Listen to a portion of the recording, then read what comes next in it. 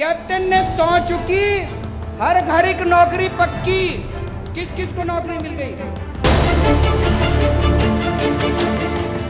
मैंने फाइल पे लिख दिया, किसानों का आंदोलन अहिंसक है, इनकी मांगे जायज हैं, मोदी सरकार तुरंत इनकी मांगे मान ले और हम इनको जेल नहीं बनने देंगे। दिल्ली पुलिस की अर्जी हम लोगों ने खारिज कर दी। ये इतना गुस्सा हो गए मेरे से। मोदी सरकार खूब नाराज हो गई और उसी का नतीजा है पिछले हफ्ते संसद के अंदर मोदी सरकार कानून लेके आई है कि दिल्ली के अंदर अब से सारी पावर केजरीवाल की नहीं होगी। उनको लगता है अगली बार जब जेल बनानी पड़ी तो फाइल फिर मुख्यमंत्री के पास नहीं, एलजी के पास जाएगी। और दोस्तों चिंता मत करना, आपका बड़ा भाई, आपका बेटा, मैं वहां पे लड़ रहा हूं इन लोगों से, 6 साल से लड़ रहा हूं। मेरे को पता है इनसे कैसे लड़ना है। इनको कभी किसी हालत में किसानों के खिलाफ कोई एक्शन नहीं लेने देंगे जब तक दिल्ली में मैं हूं। मैंने सबको बोल दिया, वहां जाओगे पार्टी का झंडा नहीं लेके जाना, पार्टी की टोपी नहीं पहन के जाना, पार्टी का नाम भी नहीं लेना, केजरीवाल का नाम भी नहीं लेना। सेवादार बनके वाहेगुरु जी का नाम लेके किसानों के बीच में जाके सेवा करना। दिल्ली पुलिस ने मेरे को रोक लिया। दिल्ली पुलिस मेरे अंडर में नहीं आती, दिल्ली के मुख्यमंत्री के अंडर में नहीं आती। मेरे को मेरे घर के अंदर नजरबंद कर दिया। शुरू से मैं इस आंदोलन में मैंने केवल समर्थन नहीं किया, इस आंदोलन का हिस्सा बनके मैंने इस आंदोलन के अंदर भाग लिया। और आज उसको मेरे को हर जाना, ये हमें परेशान कर रही है मोदी सरकार, खूब परेशान कर रही है। अब ये हमारी सारी पावर छीनने का कानून लेके आए हैं संसद के अंदर। जब पंजाब से किसान दिल्ली की तरफ चले नवंबर के महीने में, तो हरियाणा के अंदर हर शहर में इनको रोका गया, इनके ऊपर पानी की बौछारें छोड़ी गई, बैरिकेड लगाए गए, आंसू गैस के गोले छोड़े गए, हर जगह इनको रोकने की कोशिश की गई। लेकिन पंजाब के किसान कहां मानने वाले हैं? वो चलते गए, सारे अड़चन पार करते हुए, इनके बैरिकेड तोड़ते हुए, पानी की बौछारें पार करते हुए पंजाब के किसान दिल्ली के बॉर्डर पे पहुंच गए। जब किसान दिल्ली के बॉर्डर पे पहुंच गए तो दोस्तों मोदी सरकार ने एक बहुत बड़ा षड्यंत्र रचा। उन्होंने बहुत बड़ी प्लानिंग करी। मोदी सरकार ने प्लानिंग करी कि इन किसानों को दिल्ली आने देते हैं। जब ये दिल्ली आ जाएंगे तो 9 स्टेडियम, 9 बड़े बड़े ग्राउंड इन्होंने प्लानिंग करी, मोदी सरकार ने उनको जेल बना देते हैं और उन जेलों के अंदर पंजाब के सारे किसानों को डाल देंगे। वहां ये कई महीनों तक पड़े रहेंगे, इनका आंदोलन खत्म हो जाएगा। दोस्तों अपनी किस्मत अच्छी थी। उन स्टेडियम को जेल बनाने की पावर मोदी सरकार को नहीं थी, वो हमारी सरकार को थी। ये किस्मत थी, ऊपर वाले की कृपा है, वाहेगुरु जी की कृपा है कि स्टेडियम को जेल बनाने की पावर मोदी सरकार की नहीं थी। तो मोदी सरकार ने मेरे पास फाइल भेजी कि ये 9 स्टेडियम जेल बनाने हैं। मैंने पूछा क्यों बनाने हैं? बोले ये जो किसान आ रहे हैं इनको जेल में डालना है। तो दोस्तों हमने कहा हम नहीं जेल नहीं बनने देंगे। इन्होंने खूब फोन करे मेरे को, इन्होंने खूब दबाव डाला खूब प्रेशर डाला, लेकिन हम नहीं झुके। अभी जर्नैल सिंह ने पढ़ के बताया, मैंने फाइल पे लिख दिया, किसानों का आंदोलन अहिंसक है, इनकी मांगे जायज हैं, मोदी सरकार तुरंत इनकी मांगे मान ले और हम इनको जेल नहीं बनने देंगे। दिल्ली पुलिस की अर्जी हम लोगों ने खारिज कर दी, हम लोगों ने कैंसिल कर दी।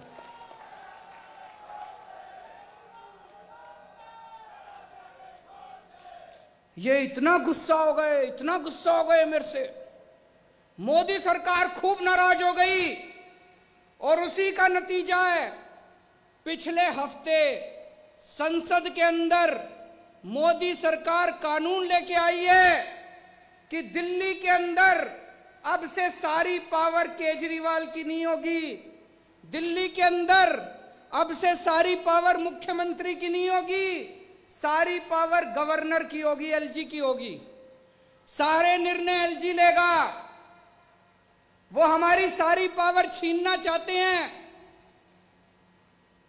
उनको लगता है अगली बार जब जेल बनानी पड़ी तो फाइल फिर मुख्यमंत्री के पास नहीं, एलजी के पास जाएगी। पर दोस्तों चिंता मत करना, आपका बड़ा भाई, आपका बेटा, मैं वहां पे लड़ रहा हूं इन लोगों से, 6 साल से लड़ रहा हूं। मेरे को पता है इनसे कैसे लड़ना है। इनको कभी किसी हालत में किसानों के खिलाफ कोई एक्शन नहीं लेने देंगे। जब तक दिल्ली में मैं हूं, आप किसी बात की चिंता मत करना।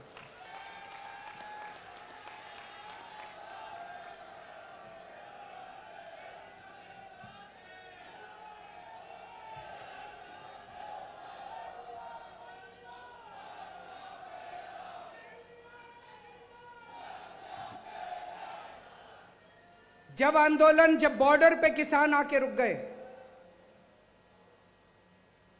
उनकी सेवा करने के लिए हमारे सारे एमएलए, जितने एमएलए बैठे हैं, पंजाब के सारे एमएलए, हमारे एमपी भगवंत मान साहब, हमारे दिल्ली के सारे एमएलए, दिल्ली के सारे एमपी, सबने वहां जाके सेवादार की तरह सेवा की।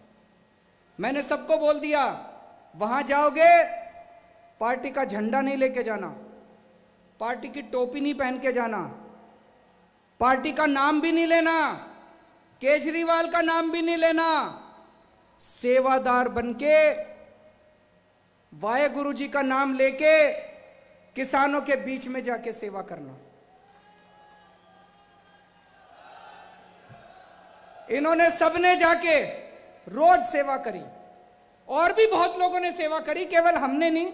वहां पे और बहुत सारी जत्थेबंदियां हैं, सब लोग ने लंगर लगा रखा है। हमने दिल्ली सरकार की तरफ से वहां सारा पानी का इंतजाम करा, टॉयलेट का इंतजाम करा, हमने वहां पे लंगर का इंतजाम करा। फिर कई बच्चे आए एक दिन मेरे पास, बोले हमें अपने पिंड में बात करने में दिक्कत होती है, सिग्नल कमजोर है। हमने वहां पे फ्री वाईफाई का इंतजाम करा दिल्ली सरकार की तरफ से। जो जो हम कर सकते थे हमने किया। तो एक दिन आपने अखबार में पढ़ा होगा, मैंने सोचा मैं भी सिंगू बॉर्डर पे जाके किसानों से मिलके आता हूं।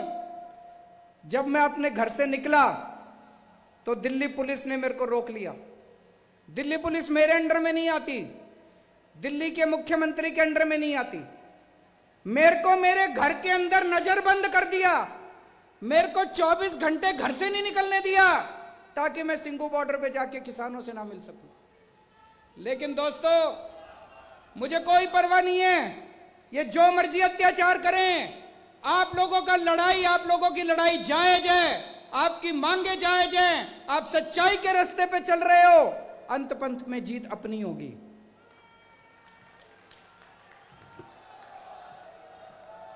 इन्होंने आंदोलन को, किसानों को बदनाम करने की कोशिश करी।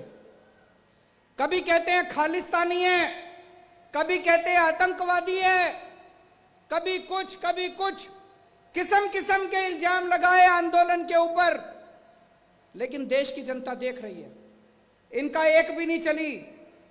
आम आदमी पार्टी ने, इनके जितने बीजेपी के नेताओं ने गालियां दी, जितने बीजेपी के आगुओं ने हमारे किसानों को गालियां दी, आम आदमी पार्टी ने इनके ऊपर 70 केस कर रखे हैं, इनके सारे बड़े बड़े नेताओं के ऊपर केस कर रखे हैं।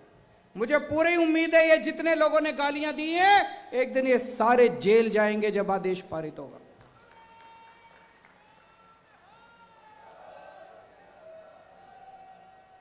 दोस्तों, 70 साल से इस देश के अंदर किसानों के साथ अन्याय हो रहा है, किसानों के साथ ज्यादती हो रही है। 70 साल से इतनी पार्टियां आई, लेकिन किसानों को धोखे के अलावा कुछ नहीं मिला। कभी कोई पार्टी आती है, कहती है हम नौकरी देंगे, कोई नौकरी नहीं देता। कभी कोई पार्टी आती है, कहती है हम कर्जा माफ करेंगे, कोई कर्जा माफ नहीं करता। लेकिन दोस्तों, ये तीनों कानून जो हैं, ये तीनों कानून ऐसे हैं कि अगर ये लागू हो गए तो किसानों का कुछ नहीं बचेगा, ना उनकी जमीन बचेगी, ना उनकी खेती बचेगी। ये खेती उठा के बड़े बड़े पूंजीपतियों को, इनके जो दोस्त है, 3-4 दोस्त है, उनको उठाने की पूरी तरह इन्होंने तैयारी कर रखी है।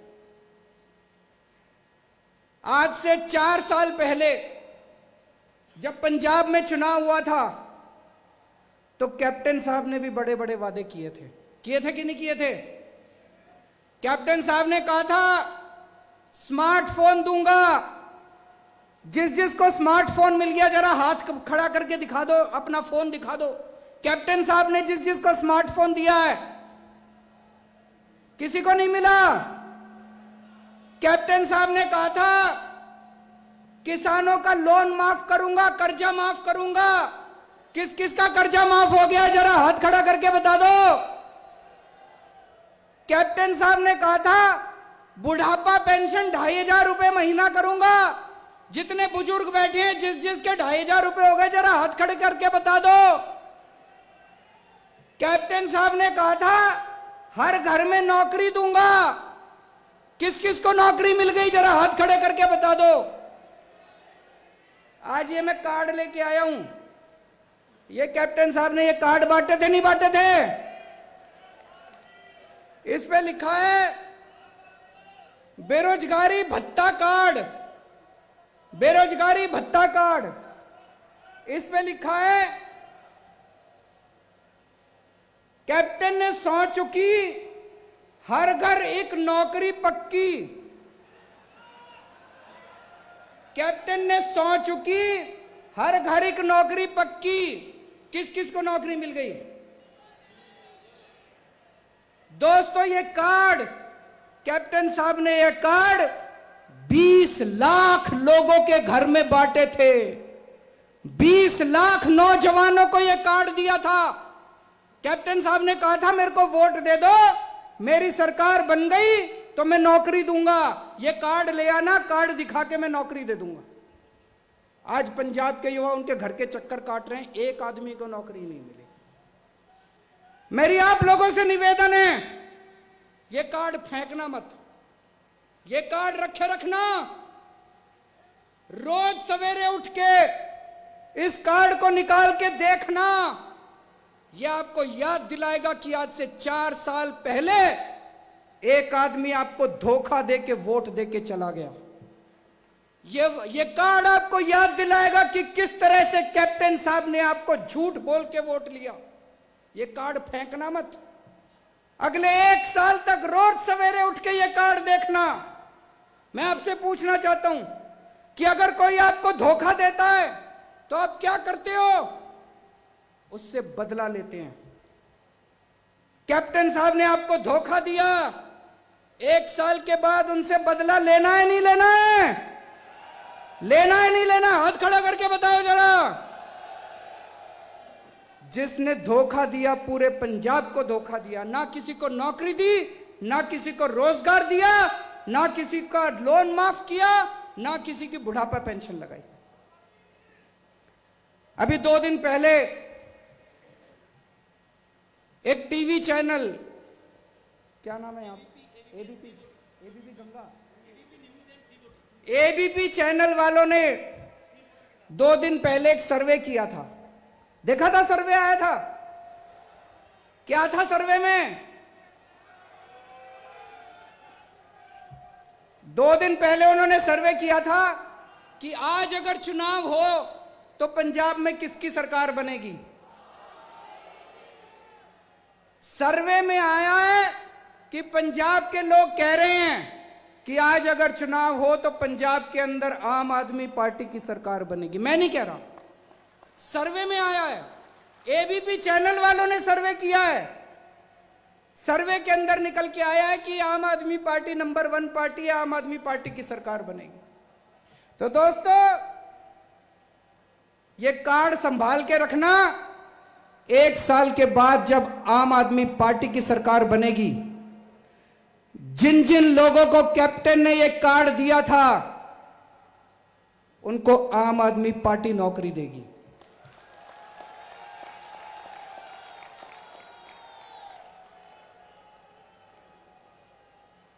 जिन जिन लोगों को कैप्टन ने ये कार्ड दिया था, जब तक नौकरी नहीं मिल जाती तब तक आम आदमी पार्टी की सरकार आपको बेरोजगारी भत्ता देगी।